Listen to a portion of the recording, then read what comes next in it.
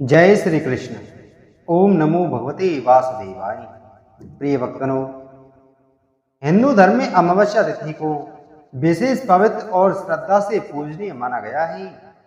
हर अमावस्या का अलग अलग महत्व होता है, लेकिन पूरे वर्ष अमावस्या की कथाएं सुनने और उनका पालन करने से कई आध्यात्मिक और पारिवारिक लाभ प्राप्त होते हैं। अमावस्या तिथि को पितरों का दिन माना गया है।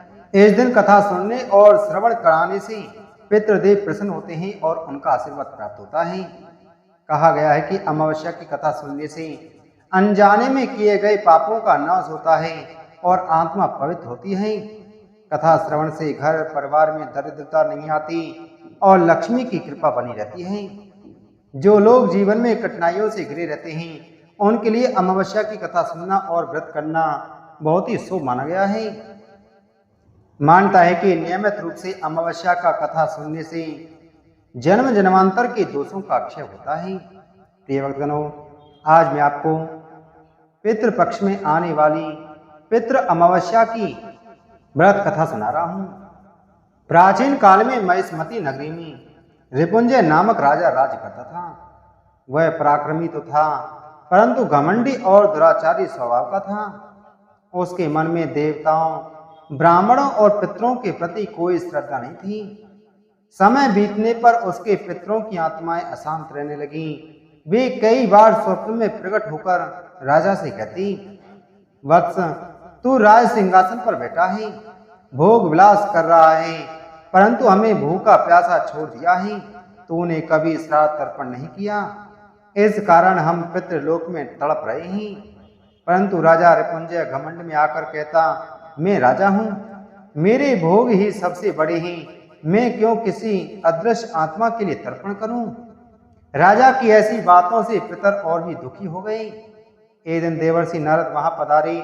उन्होंने राजा को उपदेश दिया, राजन, मनुष्य चाहे कितना ही बलशाली क्यों ना हो, यदि उसने अपने पितरों को संतुष्ट नहीं किया तो उसका राज, धन और ऐश्वर्य सब व्यर्थ हो जाता है।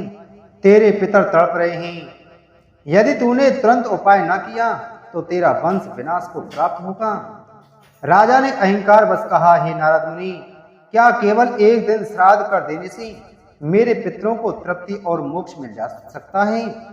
नारद जी ने गंभीर स्वर में उत्तर दिया, हाँ राजन, आश्विन मास की अमावस्या, जिसे सर्व पितृ अमावस्या कहते हैं, उस दिन किया गया श्राद्ध सभी पितरों को तृप्त करता है। चाहे वे नरक में हो, किसी योनि में हो या पितृलोक में, सबको संतोष और मोक्ष प्राप्त होता है। इस दिन पिंडदान, तर्पण और ब्राह्मण भोज करने से समस्त कुल के दोष दूर हो जाते हैं। नारद जी के वचन सुनकर राजा का अभिमान टूट गया। उसने तुरंत संकल्प किया कि आने वाली सर्व पितृ अमावस्या को श्राद्ध करेगा। समय आने पर उसने गंगा तट पर जाकर स्नान किया, पवित्र जल से पिंडदान किया, ब्राह्मणों को भोजन कराया और दान दिया। उस रात्रि को उसके पितर स्वप्न में आई। वे तेजस्वी और प्रसन्न दिखाई दे रहे थे। उन्होंने आशीर्वाद देते हुए कहा, वत्स रिपुंजय, आज तेरे द्वारा किए गए श्राद्ध और तर्पण से हम सब तृप्त हो गए। अब हमें पितृलोक में शांति और मोक्ष की प्राप्ति होगी। तेरा वंश कभी नष्ट नहीं होगा और तेरे कुल में सदैव धर्म का वास रहेगा। उस दिन से राजा रिपुंजय ने दुराचार त्याग दिया और धर्म मार्ग का अनुसरण करने लगा। उसकी कीर्ति दूर दूर तक फैल गई। प्राचीन समय की बात है, विदर्भ देश में चंद्रकेतु नामक राजा राज्य करता था। उसकी पत्नी सुमित्रा रानी धर्मपरायण और पतिव्रता स्त्री थी। राजा और रानी दोनों ही संतान सुख से वंचित थी।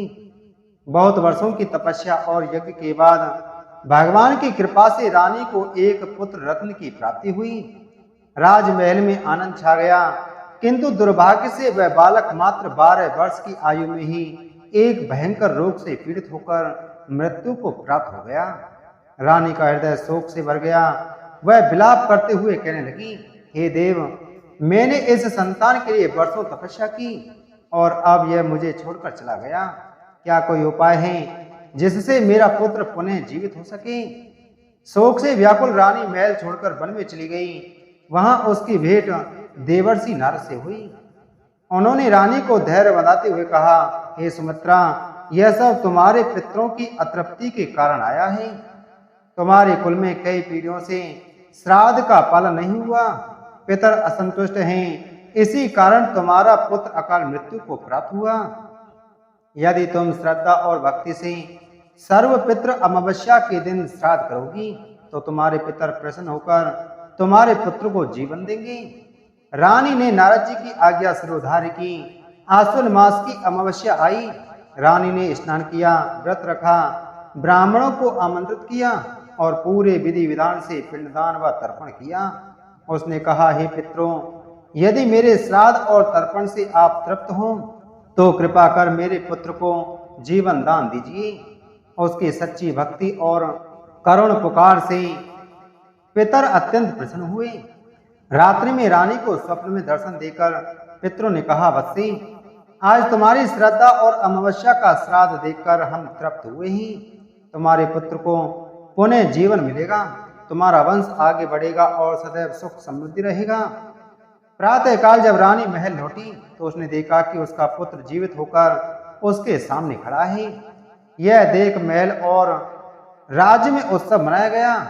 रानी और राजा ने उस दिन से निश्चय किया कि हर वर्ष पितृपक्ष में और विशेष रूप से सर्वपितृ अमावस्या पर श्राद्ध अवश्य करेंगे। एक गांव में सास और बहू अकेले रहते थे और उनका बेटा विदेश में कमाने के लिए गया था। सास और बहू बहुत अच्छे से रहते थे, दोनों एक दूसरे की देखभाल करते थे। एक दिन बहू ने खाना नहीं खाया तो सास ने बहू से पूछा कि आज तुमने खाना क्यों नहीं खाया। तब बहू ने कहा कि सासू माँ, आज मेरा अमावस्या का व्रत है, इसलिए मैंने खाना नहीं खाया। तब सासू ने कहा कि बहू, ये व्रत क्या होता है और यह व्रत करने से क्या फल मिलता है, मुझे भी समझाओ। तब बहू ने कहा कि सासू माँ, अमावस्या का व्रत करने से बहुत पुण्य मिलता है, घर में अन्न धन बना रहता है, सुख शांति रहती है तथा अटल सुहाग मिलता है और पुत्र प्राप्ति होती है। इस व्रत में प्रत्येक वर्ष अलग अलग खाना खाया जाता है और विष्णु भगवान के मंदिर में चढ़ावा चढ़ाया जाता है या फिर किसी ब्राह्मण को दान दिया जाता है। इस व्रत में पहले साल शक्कर, घी और चावल से बना खाना खाया जाता है। पहले साल व्रत पूर्ण होने के बाद 1.25 किलो चावल और 1 कटोरी घी तथा 1 कटोरी शक्कर का दान किसी ब्राह्मण को दान दिया जाता है। दूसरे साल जौ, घी और शक्कर से बना खाना खाया जाता है। जब दूसरे साल व्रत पूर्ण हो जाए तो 1.25 किलो जौ, 1 कटोरी घी तथा 1 कटोरी शक्कर किसी मंदिर में चढ़ाया जाता है या किसी ब्राह्मण को दान दिया जाता है। तीसरे साल गुड़, तिल और घी से बने व्यंजन खाने चाहिए। जब तीसरे साल व्रत पूर्ण हो जाए तो आधा किलो तिल, गुड़ तथा 1 कटोरी घी किसी मंदिर में चढ़ाया जाता है या फिर किसी ब्राह्मण को दान दिया जाता है। इसे ही अमावस्या व्रत कहा जाता है। फिर बहू ने कहा कि इस व्रत का अगर संकल्प लेते हैं तो इसे पूरा करना जरूरी होता है। अगर पूरा नहीं कर सकते तो सास बहू में झगड़ा और घर में अशांति आती है।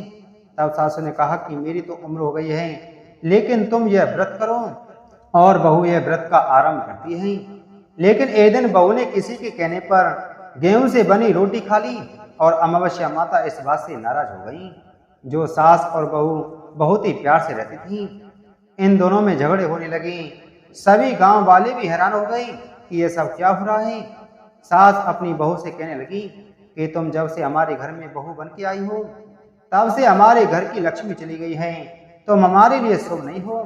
तब बहू ने कहा कि आपके घर की लक्ष्मी चली गई है तो कहाँ मिलेगी, मुझे बताओ, मैं लक्ष्मी को लेकर आऊंगी।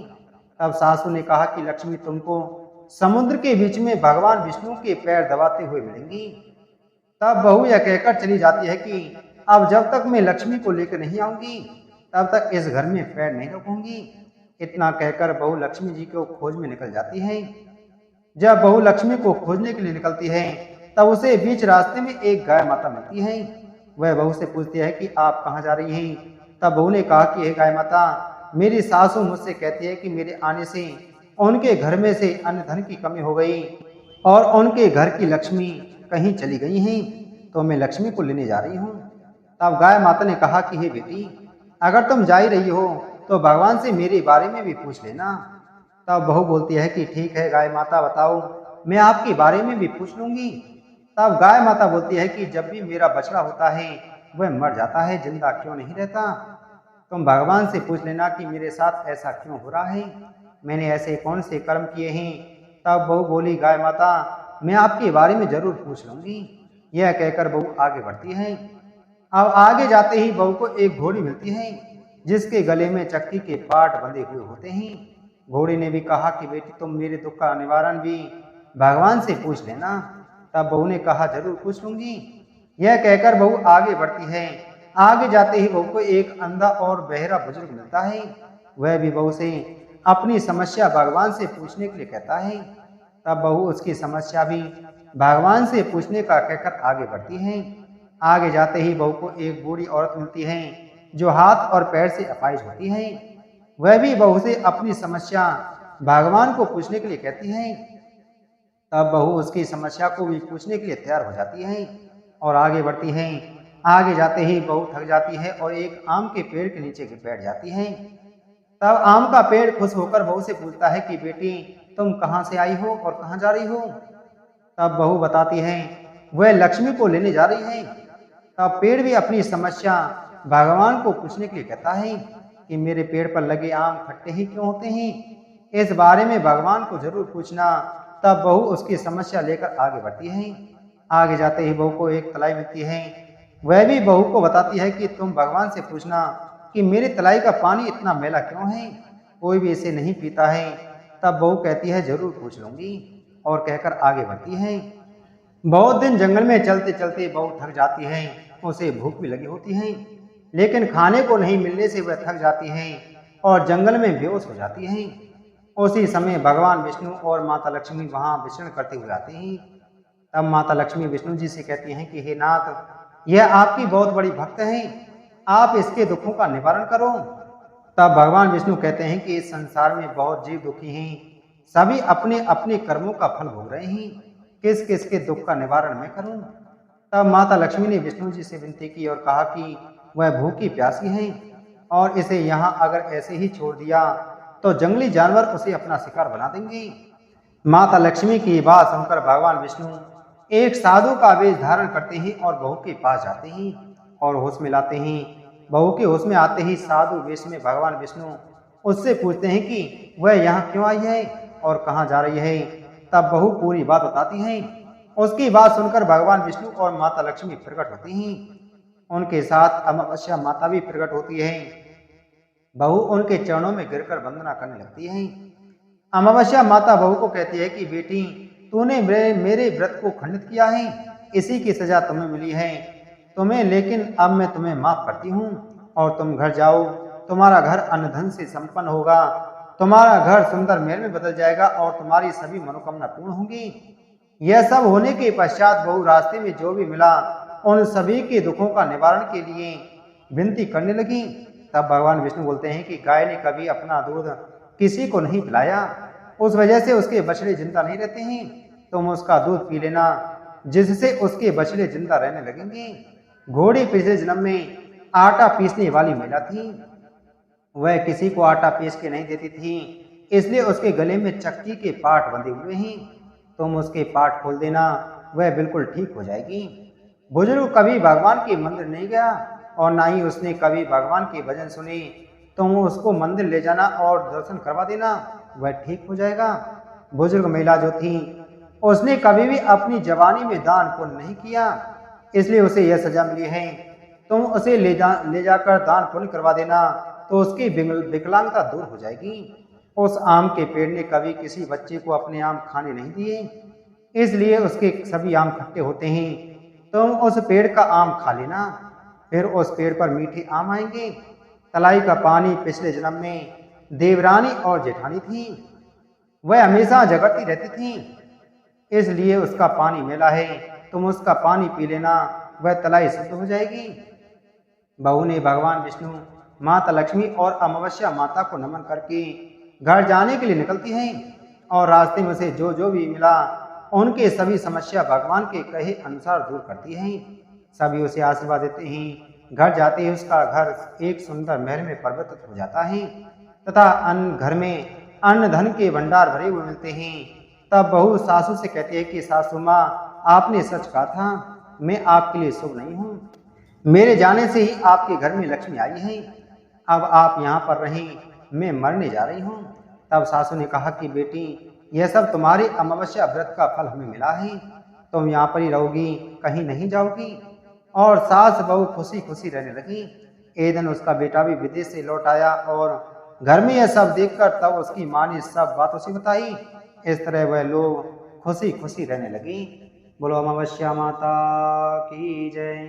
बोलो विष्णु भगवान की जय।